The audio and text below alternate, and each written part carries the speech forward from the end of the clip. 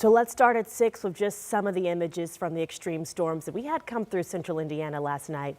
Yeah, now many of you are waking up to that aftermath. Good Thursday morning to you. Thank you for joining us here on 13 Sunrise. I'm Julia Brooks along with Karen Campbell, who is in for Julia this morning. Yeah, Matt Standridge is joining us now after a long night of weather coverage. And of course, we do have team coverage on the damage. We know Chuck is in Brownsburg, where the storm caused significant damage to a warehouse there.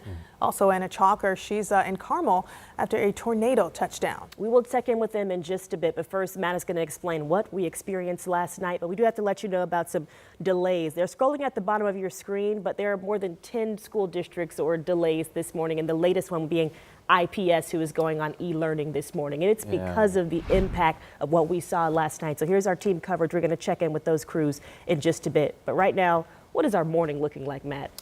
We're cleaning up. Yeah. We're dry, which is good, but only for a few hours. I think we have more rain on the way, but you're talking about IPS. Right. It makes sense. We have still over 100,000 power outages across the state of Indiana. Yeah. So a lot of us are not waking up to power. Or maybe you're looking at your stove clock and it's blinking out there this morning. Maybe you have had power returned to you. Hopefully that is the case. But just from Marion County alone, 26,000 power outages. And then there's kind of this swath where we believe we've had multiple tornado touchdowns. Look from Hendricks County into Marion County, into Hamilton County, Madison County, and then Delaware County. This is where we think we had some of those touchdowns, but then also around those touchdowns, we just had a lot of wind.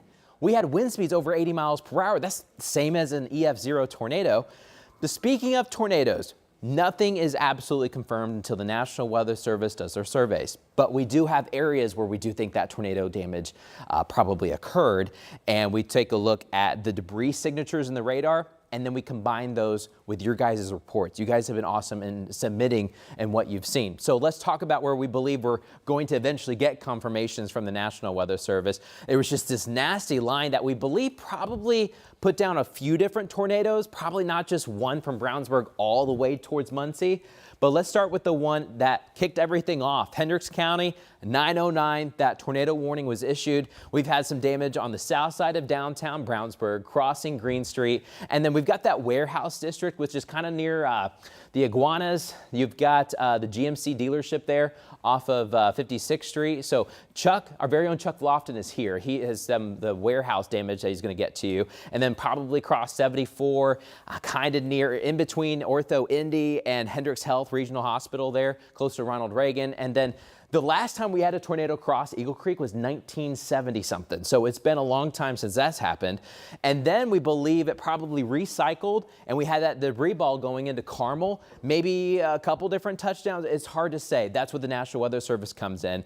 And then we also have some damage coming in from Madison County into Delaware County, and then farther south. This is Lawrence County going into extreme southeastern Monroe County, where we do have some reports of some debris on the roads and power lines down, power outages. Our very own Lindsay Monroe, she's been watching some of the impacts this morning. Yeah, and we're going to start with a slowdown on the northwest side. One of the areas had some big issues, some semis that were blown over yesterday on 65. Do have some slow traffic here coming down the 65 southbound corridor, just up the road a little ways from where that intersects with 865. So we are watching some traffic slowing at this hour, and that is creating some stop and go traffic down 65 southbound from 865 to 86th Street. So I want you to be prepared for that if your travel plans take you to that side of town. Also noticing there's been reports of a lot of local city streets that are flooding. We've got a lot of things like branches, random garbage cans, and things that are just on the road that you need to travel slow for, and the fact that we've got a lot of widespread power outages this morning. And if you come to an intersection with those blinking lights, make sure we're treating those as a four-way stop. Now, we're keeping you covered with the damage reports from all over the metro, but we're going to go out to Chuck Lofton now, who's live in Brownsburg. Thank you very much, Lindsay. Wow, what a night. 9 o'clock last evening, we announced on Channel 13 that there's a severe destructive thunderstorm moving into Hendricks County over Brownsburg. And this is what happened at the Sur La Table Distribution Center, a place that distributes product to Sur La Table kitchen stores throughout the United States. We had a major collapse, the south wall of this building and a portion of the roof. Now, initially, a lot of people from this facility had gone home. There were only 6 people here. 4 were accounted for quickly, 2 were not. Well, initially, Broadcast 2 Brownsburg Fire Department from here, they learned that, well, we found one of those people, but there's one still missing. It was a woman. She was underneath all of this wreckage in the southwest part of the building. And what happened was that for 3 hours, crews from Brownsburg, Washington Township, and Indianapolis Fire Department worked to get her out. And at midnight they did. The whole time she was there, a doctor from here in Brownsburg was talking to her. She was alert and conscious the whole time, and she was when they went back. Now, we want to show you the southwest portion of this building because Brownsburg Fire Department officials believe this could collapse. You'll see that the integrity of this structure is really in question here. And so, you know, we're going to be watching this very carefully the next few hours to see if indeed it does collapse. It is not in good shape.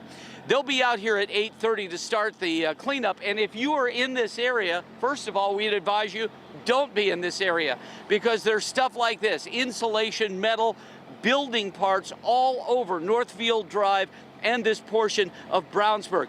Two other areas we know that were sustained damage here near the John Force Racing headquarters and at O'Reilly Auto Parts Distribution Center. And we will have much more on this. We're going to Anna now. Anna Chalker is live in Carmel with more in Hamilton County. You'll hear from her in a little bit. But ladies, I would say this, stay away from this area if you can.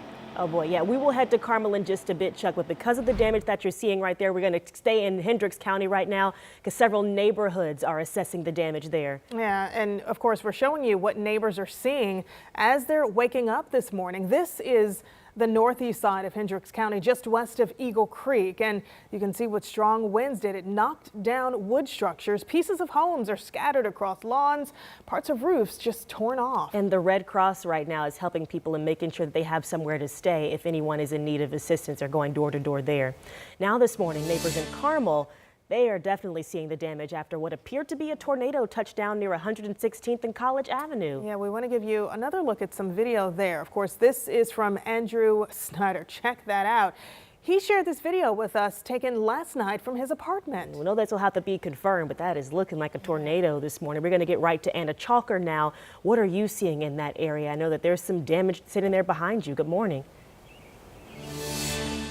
There is, ladies. There's a lot of damage here. We're here at the Richmond building over here in Carmel, just a little out of the ways of downtown Carmel. I'll tell you, there's a lot of damage here. I'm going to step out of the way so you can see it. I mean, just you can see behind me this garage door caved in. On the other side of this building, a wall completely folded in and a tree.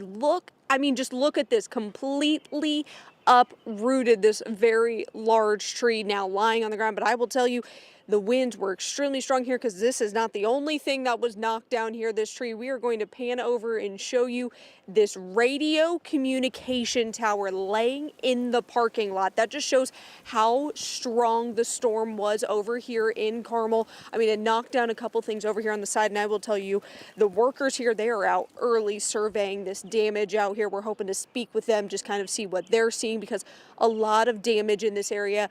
The radio tower, I'll tell you, is kind of laying up on a dumpster on its other side. It's a really long one, but again, the damage over here is just really crazy to say the least. There's a lot of tree damage in this area compared to what we were looking at during the 5 o'clock hour this morning, where we were seeing some more structure damage, insulation.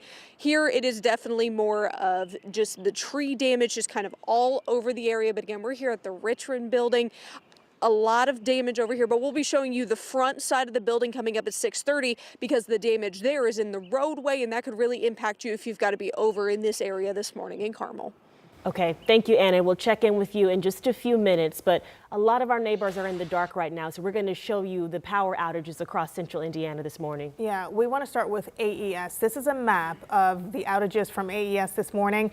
Right now, it looks like there are 27,000 customers without power. Now let's take a look at Duke. So we know that at least 4,000 customers are without power, but that is just in the metro area. So of course these numbers will fluctuate throughout the morning, and statewide that number is much more customers. But I saw crews out this morning on my way in all along 96th Street working to get power on for a lot of our neighbors. So we're hoping that number will continue to go down. We'll pass along what we know soon. And we also want to show you some photos and videos from the storm last night. So our crews responded to several homes damaged. This is by 91st and Ditch Road.